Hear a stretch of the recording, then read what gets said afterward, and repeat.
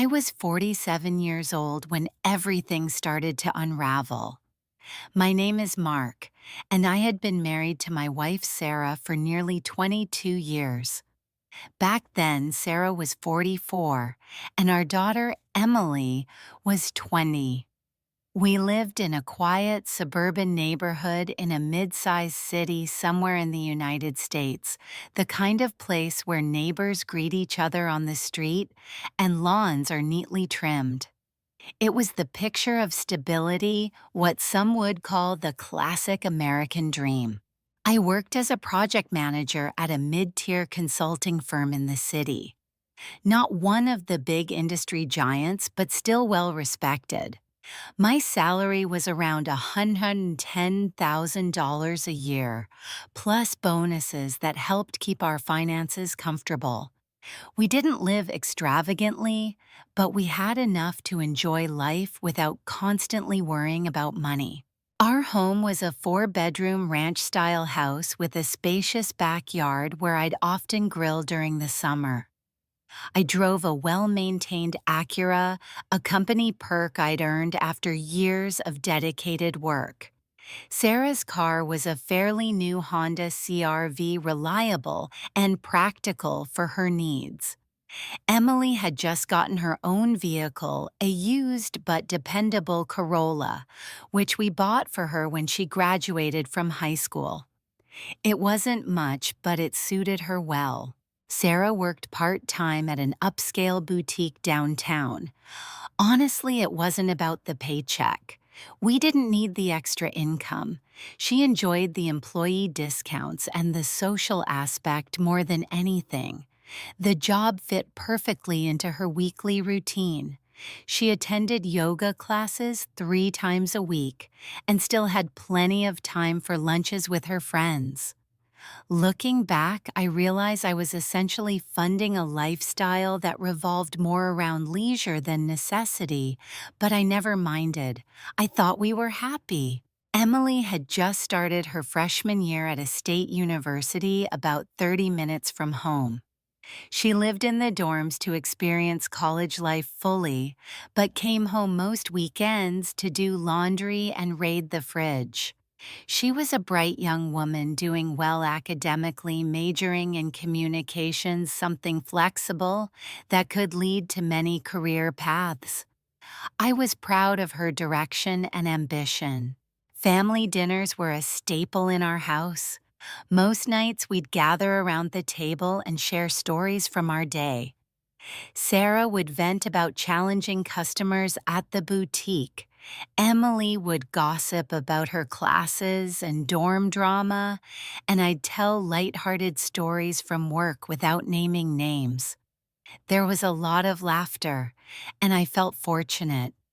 I often told them how lucky I was to have such a stable home and a family that genuinely enjoyed being together.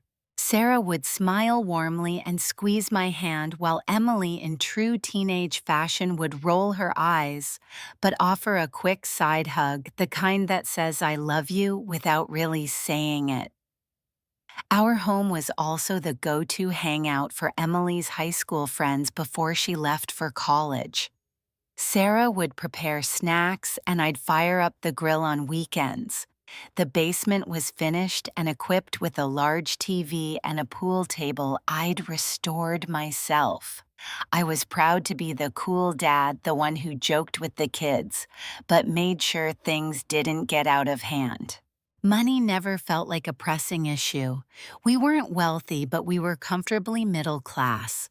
I had a decent 401k and some stock options through work. Our mortgage was manageable, and we were about a decade away from paying it off. My plan was to keep working until 65, then Sarah and I would downsize, maybe relocate somewhere warmer, and enjoy retirement. Back then, my biggest worries were first-world problems, deciding whether to fix the back deck, renovate the master bathroom, or finally buy the boat I'd been eyeing for years. Sarah and I had our disagreements. Sure, mostly small things like my late nights at work, her shopping habits, or debates over whether Emily should get another tattoo. But on the bigger issues, I thought we were aligned. I envisioned growing old together, sitting on a porch in rocking chairs, holding hands as our grandchildren played in the yard. It was a simple dream, but it was mine, and I believed it was within reach. Everything changed suddenly when the economy shifted and our stable life began to crumble.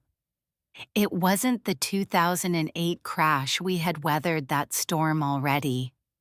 No, this was a smaller but sharp downturn hitting consulting firms like mine hard. Clients were tightening their belts, canceling projects, and layoffs started to ripple through our company. At first, I wasn't worried. I'd been with the firm for over 16 years and had built strong relationships with key clients. I thought I was indispensable. I'd even been the one delivering layoff news to some colleagues during previous rounds. It was tough, but I was confident I'd come through. One Wednesday afternoon, a day that would forever be etched in my memory, my boss Tom sent me a message asking if I could stop by his office when I had a moment. Thinking it was about an upcoming project, I didn't suspect the worst. When I walked in, I saw HR sitting there with a grave expression.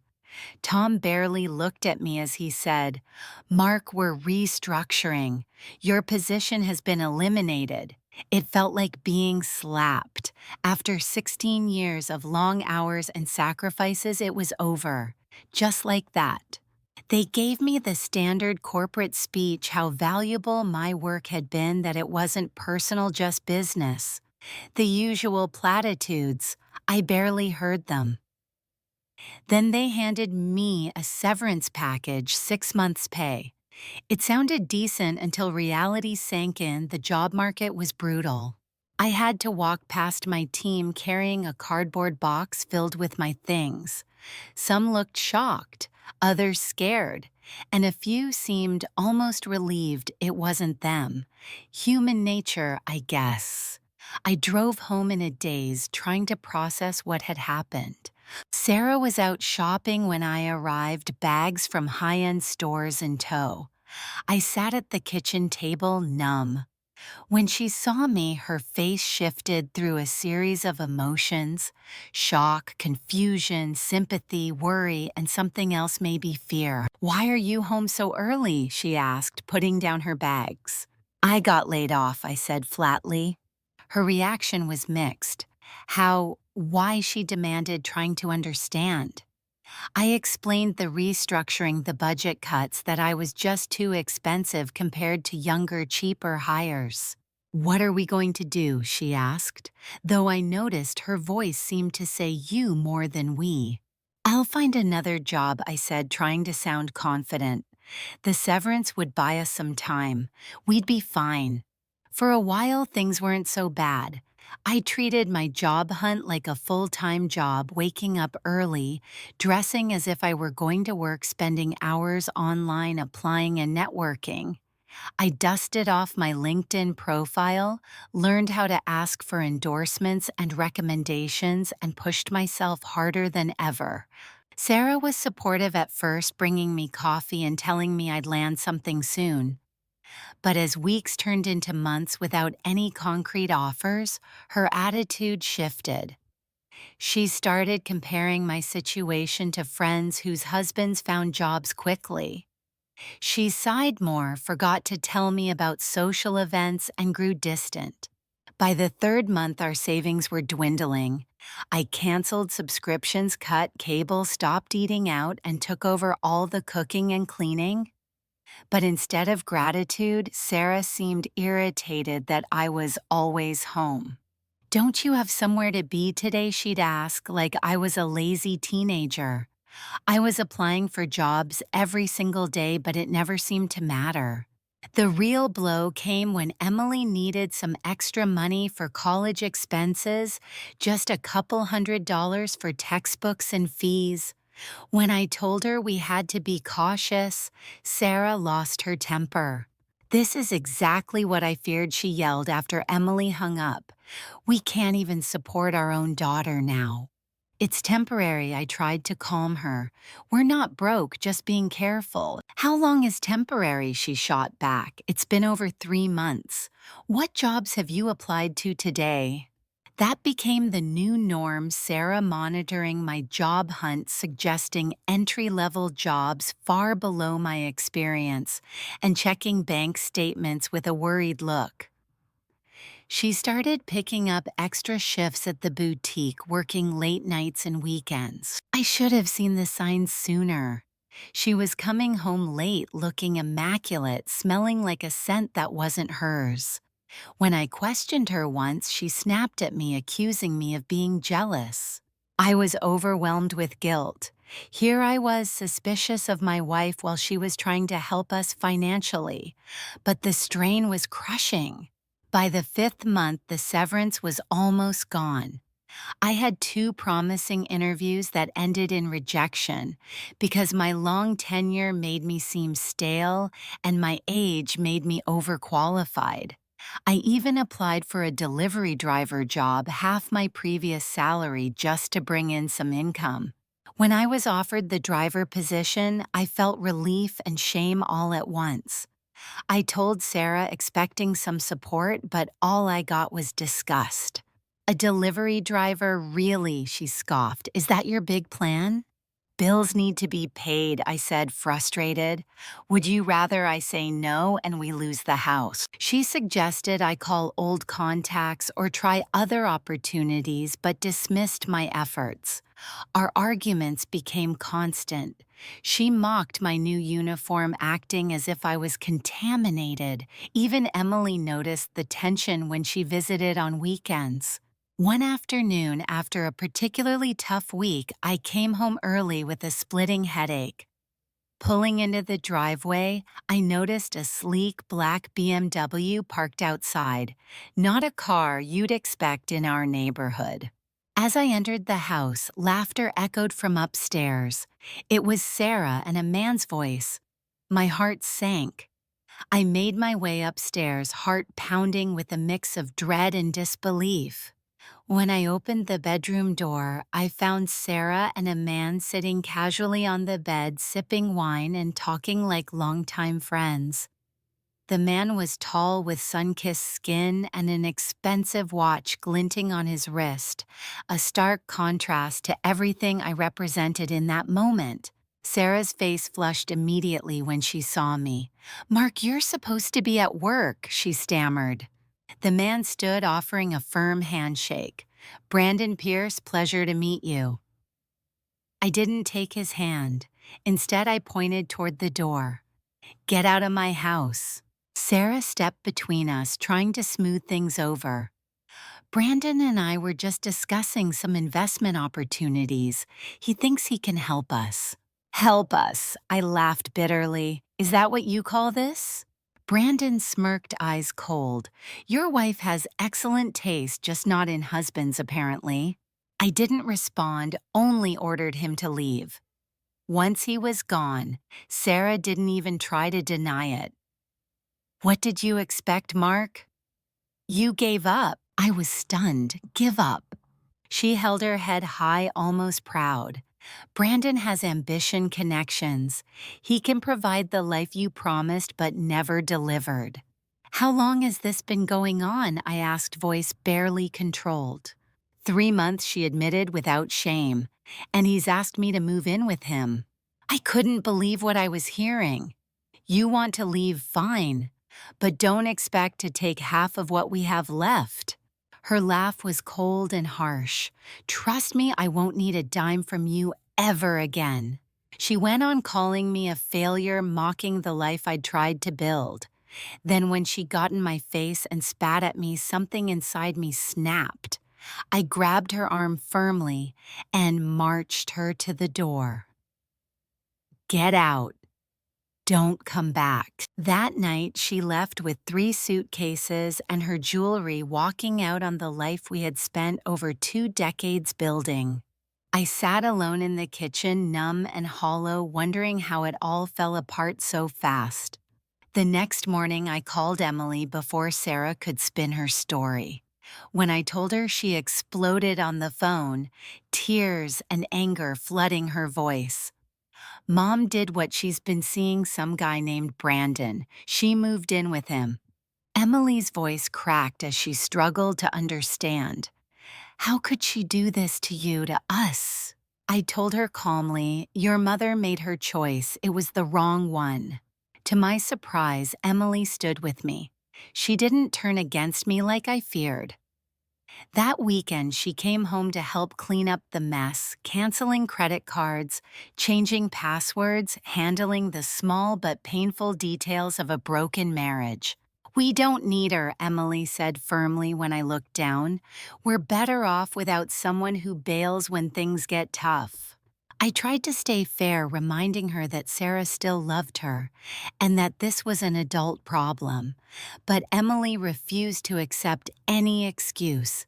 She betrayed us. I won't pretend it's okay. For months after Sarah left, it was just Emily and me.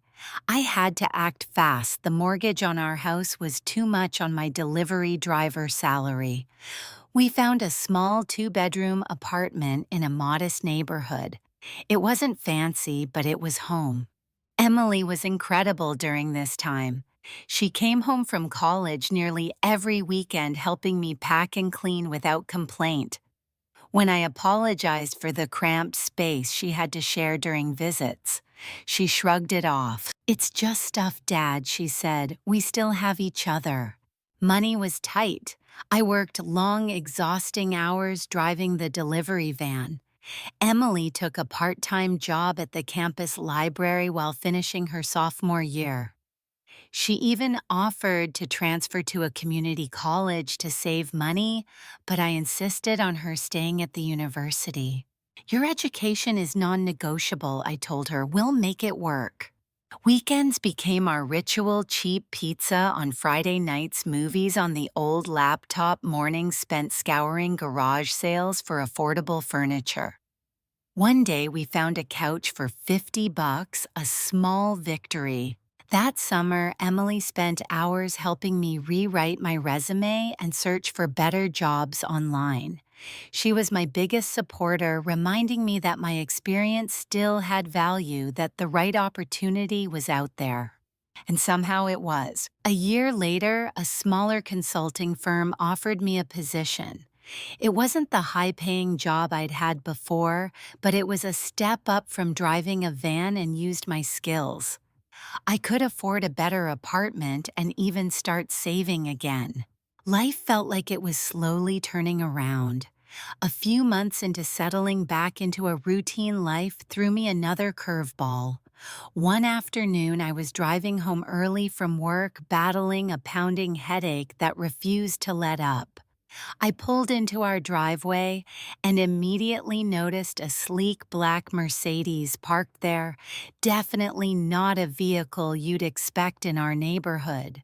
As I stepped through the front door, laughter echoed from upstairs. My heart sank. It was Sarah's voice and another man's, a stranger's. I climbed the stairs cautiously, dread twisting in my gut. When I opened the bedroom door, the scene was unmistakable. Sarah sat comfortably on the bed, sharing wine and conversation with a man I hadn't met before. He was tall and well-dressed, the kind of man who clearly lived a lifestyle far removed from our own. Seeing me, Sarah's face turned red with embarrassment. "Mark, you're not supposed to be here," she muttered nervously. The man rose with an air of confidence, extending his hand. "Michael Grayson, pleasure to meet you." I didn't shake his hand. Instead, I stared at them, rage building inside me. "Get out of my house," I ordered. Sarah stepped between us, trying to explain. "Michael and I were just talking about some financial opportunities. He wants to help." "Help," I scoffed. "Is this what you call help these days?" Michael smirked. "Your wife's taste is impeccable, just not when it comes to choosing husbands." I said nothing more, only told him to leave. Once he was gone, Sarah didn't bother denying the truth. "What did you expect, Mark? You gave up long ago." I struggled to grasp what she meant. Give up. She lifted her chin defiantly. Michael has ambition and connections. He can give me the life you promised but never delivered. 3 months she confessed, and he's asked me to move in with him.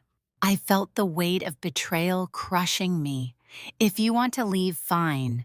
But don't expect to take half of what's left. Her cold laugh cut through me. Trust me, I won't need a cent from you ever again. Sarah's words stung more than anything else, accusing me of failure, belittling the years we shared, mocking the life I had tried to build. When she spat at me in anger, I lost control.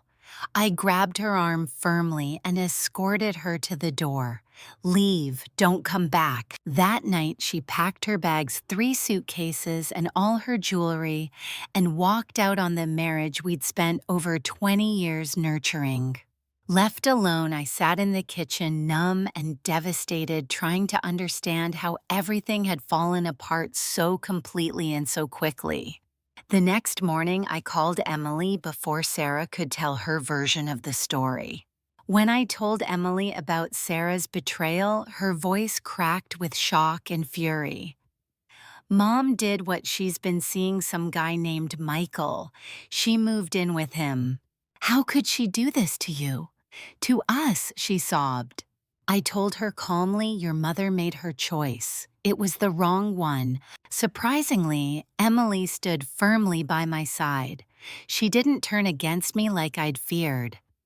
That weekend, she came home and helped me start cleaning up the wreckage, canceling credit cards, changing passwords, handling the painful practicalities of divorce. We don't need her, Emily said resolutely.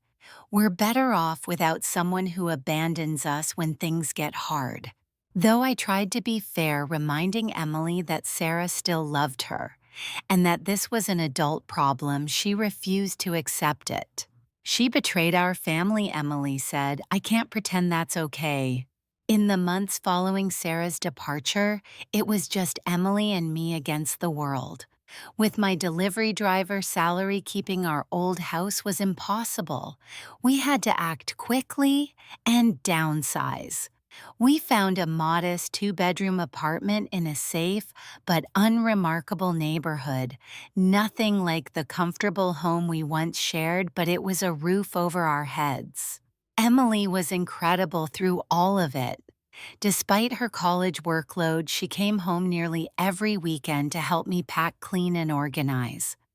She never complained about the cramped space or having to leave behind some of her belongings. It's just stuff, Dad, she said one evening when I apologized again for how tight things were. We still have each other. Money was tight and the days were long. I was working grueling hours behind the wheel of the delivery van, exhausted and aching. Meanwhile, Emily juggled a part-time job at the campus library while pushing through her sophomore year. At one point, she suggested transferring to a community college to save money, but I wouldn't hear of it. Your education is the one thing I won't compromise on, I told her firmly. We'll make this work no matter what. Weekends became our anchor. Friday nights meant cheap pizza and movies on our aging laptop. Saturday mornings were for hitting garage sales, looking for affordable furniture and household necessities. One Saturday, we snagged a decent couch for $50, a small but meaningful victory in our new life. That summer, Emily took on a new role helping me with my job hunt. She spent hours editing my resume, searching job boards, and encouraging me. Her belief in my worth kept me going. Dad, your experience still counts, she'd say. The right opportunity is out there. You just need to find it. And somehow she was right. About a year after Sarah left, I landed a position with a smaller consulting firm. It wasn't the high-paying job I once had, but it paid better than delivery driving and utilized my skills. I was finally able to move into a nicer apartment and start saving again. Life began to feel like it was slowly coming back together. About a year after Sarah left, I started to notice something unsettling. She began reaching out to Emily, calling her frequently at first, just a few times, then more persistently. Emily would often ignore the calls or hang up quickly, but Sarah was relentless. Mom is still your mother, Emily explained to me when I confronted her about the texts. I just let her know I'm okay. I didn't like it. Sarah had a knack for twisting things and playing on emotions. I warned Emily to be careful. At first, the contact was innocent enough, Sarah inviting Emily to lunch or weekend visits. I didn't like it, but what could I do? Sarah was still her mother. Gradually, I began to notice changes in Emily. She'd come back from visits carrying shopping bags filled with expensive clothes and accessories. She talked about dinners at upscale restaurants, trips to fancy resorts, and glamorous parties hosted at Sarah and her new boyfriend Brandon's condo downtown. One night over frozen pizza in our modest apartment, Emily showed me pictures of a luxurious beachfront resort.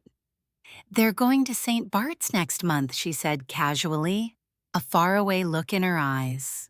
I tried to stay calm. You can visit them whenever you want, I told her. I know, Dad, she replied softly, but I could sense something shifting beneath the surface. Each visit seemed to pull her further away from the life we were rebuilding. I caught her glancing around our small living room with a look I could only describe as pity, maybe even embarrassment. It was heartbreaking. This was the daughter who had stood by me when everything fell apart. Now she was comparing our lives and finding mine wanting. I told myself it was just a phase, that the allure of Brandon's wealth and Sarah's lifestyle would wear off. But deep down, I knew the truth. I was losing her. One evening after a weekend visit, Emily sat me down nervously. Dad, I've been thinking, maybe I should move in with Mom and Brandon for a while. I froze, the words hitting me like a blow. Why, I asked, struggling to keep my voice steady. Brandon has connections in the industry I want to work in, she said hesitantly. He's offered to help me get an internship. She hesitated, then added, and honestly, Dad, it's kind of embarrassing bringing friends here. This place is small and the neighborhood isn't exactly great. I looked around our modest apartment, heart aching. Emily, I said softly, I've been working my tail off to give you what I can. You know how hard I've fought. I know, she replied, looking away. But Mom and Brandon have a guest room bigger than this whole apartment. They live in Harbor Towers. Her words felt like a knife. So you're choosing luxury over loyalty. Don't make me feel bad for wanting nice things, she snapped. You're just like Mom says, stuck in a rut, comfortable with mediocrity. Her voice was cold, harsh, echoing the very words Sarah had used when she left. I didn't yell or argue. I simply said, if that's how you feel, maybe you should go. The next day, Brandon sent a car for Emily, a sleek black Lincoln with a driver in a suit. I watched from my window as they loaded her suitcases into the trunk. She never once looked back. Just like that, I lost my daughter too. The silence that settled after Emily left was suffocating. Walking past her empty room in our small apartment felt like carrying a physical ache in my chest. Some nights, I found myself sitting alone on the couch with a beer, staring at the blank wall, wondering where I went wrong. Was I supposed to suddenly become wealthy? Should I have swallowed my pride and begged Sarah to stay? The questions haunted me. Thanksgiving came around and I bought a frozen turkey dinner for one. I sat at the kitchen table alone, scrolling through Instagram and seeing pictures of Emily, Sarah, and Brandon, all smiles, dressed to the nines, living the life I once dreamed of for us. That night I drank for the first time in years. The alcohol didn't ease the pain, it only magnified it. I woke up feeling like absolute garbage, physically and emotionally drained. But sometimes hitting rock bottom has a way of focusing the mind. I realized I couldn't stay stuck in self-pity and regret. If Emily and Sarah had moved on, maybe it was time I did too. I threw myself into work with renewed determination. I volunteered for the projects no one wanted, stayed late, and took on challenges that others avoided. The physical exhaustion helped me sleep, and the mental engagement distracted me from the loneliness. It wasn't healthy, probably, but it was survival. Slowly, things began to improve. After 6 months, I earned a promotion. I started saving money again and even joined a gym to get back into shape. I also started dating awkward coffee meetups and dinners that mostly went nowhere. Then I met Laura. We first talked in the laundry room of our apartment building one Saturday, an ordinary moment that sparked something real. Laura was kind, genuine, and didn't care that I drove an old car or had a messy apartment. She had endured her own hardships, having lost her husband to cancer a few years before, but still managed to find joy in life. For the first time in years, I felt hope. Life wasn't perfect and the scars remained, but maybe, just maybe, I could build something new, something better. During this period of rebuilding, bits and pieces of Sarah and Emily's new life trickled back to me through mutual acquaintances. I learned that Emily had secured the internship Brandon promised her, leveraging his industry connections. Sarah, meanwhile, was deeply involved in organizing his company's social events, playing the role of the trophy girlfriend. Everything seemed perfect on the surface: the glamorous parties, the luxury condos, the high-profile dinners. But appearances can be deceiving. About 2 years after Emily moved out, I received a frantic phone call from Sarah. Her voice was frantic, blaming me. "It's your fault, Mark. You turned her against me." I was taken aback, confused by her accusations. Between sobs, she told me the story: she had come home early from a spa weekend to find Emily and Brandon together in his bed. They had been sneaking around for months. Brandon confessed he loved Emily, citing her youth and excitement, and dismissed Sarah as past her prime. The irony wasn't lost on me. Sarah had left me for Brandon, and now Brandon had betrayed her. Sarah begged me, pleading for a place to stay while she figured things out. I laughed bitterly. "No, Sarah, you made your choices. You made your bed with him. Now you're lying in it." She begged again. "Please, Mark, I have nowhere else to go. Brandon is kicking me out." I told her firmly, "That's your problem, not mine." After that call, Sarah drifted from my thoughts. Life went on. But karma has a way of catching up. 6 months later, I found out through the grapevine that Brandon had moved on yet again, this time to a 22-year-old yoga instructor, his fourth wife in as many years. And Emily, she found herself homeless just like her mother. I didn't hear this from Emily directly. Instead, one rainy night, there was a knock at my door around 11 p.m. When I peeked through the peephole, there she was, mascara smeared down her face, expensive clothes soaked through, clutching the same designer suitcase Brandon had once given her. I opened the door just a crack. "Dad," she whispered, voice small and vulnerable, like when she was a scared child during thunderstorms. "I know I don't deserve this, but can I stay?" Just for a little while, I hesitated for a moment, torn between the memory of her words and the pain she'd caused. "You're right," I said quietly. "You don't deserve it." And then I closed the door. I stood there for a moment, listening to her soft crying on the other side. She knocked again, more desperately this time.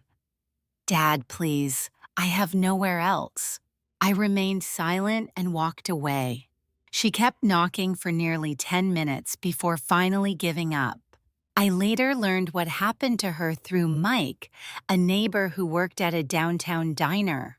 About a week after that night, Mike told me he'd seen a young woman who looked like she'd been through hell applying for a waitress job. Her expensive clothes were wrinkled and she was soaking wet. The manager took pity and hired her immediately. When he described her, I knew it was Emily. She had been living out of her car, showering at the gym with a day pass barely scraping by. It broke my heart. Sarah had dug her own grave and dragged Emily down with her. About a year after everything fell apart, my phone rang one day. It was an unknown number. I answered. Of course it was Sarah. "Mark, I know we haven't spoken, but I'm in a really tight spot," she began without asking how I was doing. She told me she'd been staying with her sister who was now selling her house. Sarah needed somewhere to go and was hoping to borrow some money. I cut her off coldly. "Not a chance, Sarah." She pleaded, "Mark, please, I have nothing. Brandon didn't give me a dime after the breakup, no alimony, no support, nothing." I couldn't help but shake my head. "Funny how that works," I said. "You leave your husband of over 20 years for a rich guy without any legal protections, then act surprised when he tosses you aside." Sarah sniffled. "I know I made mistakes." "Mistakes," I interrupted. "Is that what you call spitting in my face, calling me a loser and turning our daughter against me?" "Those aren't mistakes, Sarah. Those were choices." She began to cry, but I was unmoved. I'd shed enough tears over her. "Have you talked to Emily?" I asked, curiosity overriding my coldness. "No," she admitted. "She won't return my calls. Last I heard she was waiting tables somewhere." I shook my head again. What a mess you created. With that, I hung up. After that call, Sarah disappeared from my thoughts for a while. Life carried on, and I focused on rebuilding what I could. Laura and I continued to grow closer, finding comfort in each other's company. Our relationship was simple but genuine, a fresh start built on kindness and understanding. But life has a way of catching up with us when we least expect it. I eventually heard through friends that Sarah had taken a job at a department store in Phoenix, sharing an apartment with two other women in their 50s who were also divorced. Brandon, as usual, had moved on this time to a 21-year-old yoga instructor, his fourth wife. It seemed like the cycle was repeating itself.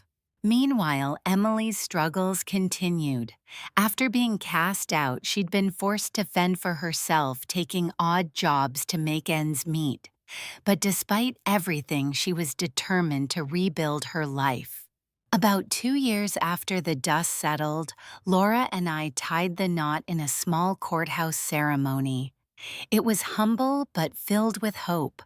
I often found myself wondering about Emily, where she was, how she was doing. Pride kept me from reaching out even as the anger I once held softened. Then one day at the grocery store, I literally bumped carts with her in the produce aisle. "Dad," she said, startled. She looked different, thinner, the designer clothes replaced with simple jeans and a plain sweater. An awkward silence hung between us. Finally, she spoke. "I've wanted to call you 1,000 times to apologize." Her voice was quiet but sincere. I noticed a textbook peeking out of her bag. "You're in school?" I asked. She nodded. "Community college, getting my associate's degree in marketing." "I work at Miller's Diner to pay for it," she said. "Honest work," I replied, meaning every word. We stood there for a moment, caught between past hurts and the possibility of healing. Sometimes I wonder how different things might have been if I hadn't lost my job all those years ago. But then I realized that didn't cause what happened. It only revealed who people really were. Sarah would have left eventually for someone wealthier or more successful. Emily had to learn some hard lessons about loyalty and consequences. And I had to learn that my worth isn't tied to my job title or paycheck. Sometimes hitting rock bottom is the only way to find out who you really are. And sometimes karma has its own perfect timing. After that uneasy reunion at the grocery store, things between Emily and me remained fragile but hopeful. She was rebuilding her life piece by piece, and I could see the determination in her eyes. It wasn't easy. She had endured a fall from grace few could imagine. Emily's stint at Miller's Diner was more than just a job. It was a lesson in humility and resilience. She was no longer the privileged girl who had everything handed to her. Now she was earning her keep, facing long hours and demanding customers with grit and grace.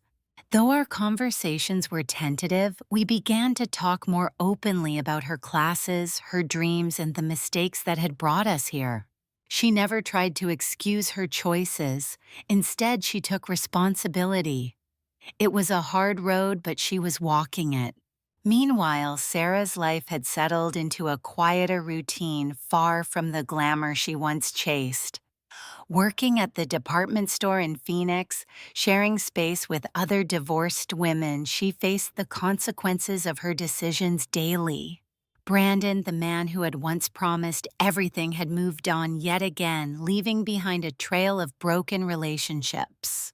Through it all, I learned to let go of bitterness and anger. Holding on to resentment only chained me to the past. I focused on the present, on rebuilding trust with Emily, nurturing my marriage with Laura, and rediscovering myself.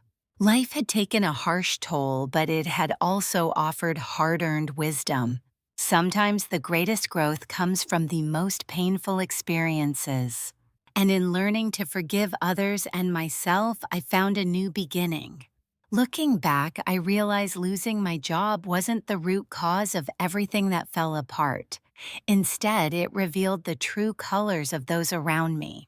Sarah would have left sooner or later seeking wealth or status beyond what I could provide. Emily needed to face tough lessons about loyalty choices and consequences, lessons no parent wants their child to learn the hard way. And I learned that my worth isn't defined by a paycheck or a job title. Sometimes hitting rock bottom is the only way to discover who you truly are. Karma has its own way of balancing the scales. For anyone going through similar struggles, know this, it does get better. But sometimes people must reach their lowest point before they can rise again. And sometimes you have to hit rock bottom yourself to understand who really deserves to be in your life. Today, Emily and I are rebuilding a relationship based on honesty and mutual respect. It's not perfect, but it's real. Laura and I have built a life filled with kindness and understanding, a new chapter born from the ashes of the past. Life isn't always fair, but it teaches us invaluable lessons. The hardest falls can lead to the strongest rises. And sometimes letting go is the first step toward true freedom.